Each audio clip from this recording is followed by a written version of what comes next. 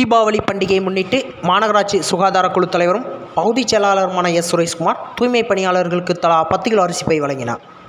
தீபாவளி பண்டிகையை முன்னிட்டு தூத்துக்குடி மாநகராட்சியில் உள்ள தூய்மை பணியாளர்களுக்கு தூத்துக்குடி சண்முகபுரம் பகுதி திமுக சார்பில் அரிசி பை வழங்கும் நிகழ்ச்சி இன்று நடைபெற்றது.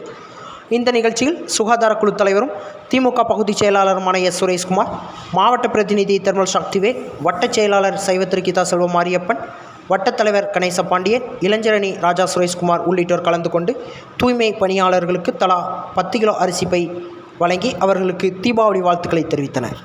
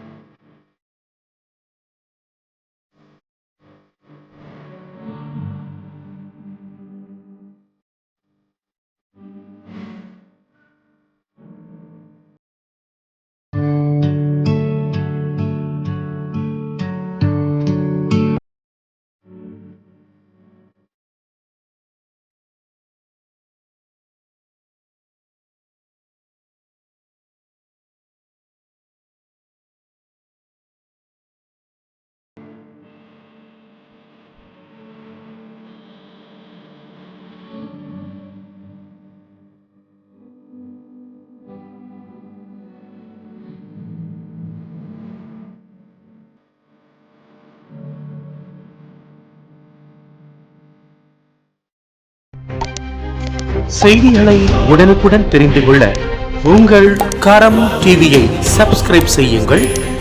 அதோடு பெல் பட்டனையும் கிளிக் செய்யுங்கள்.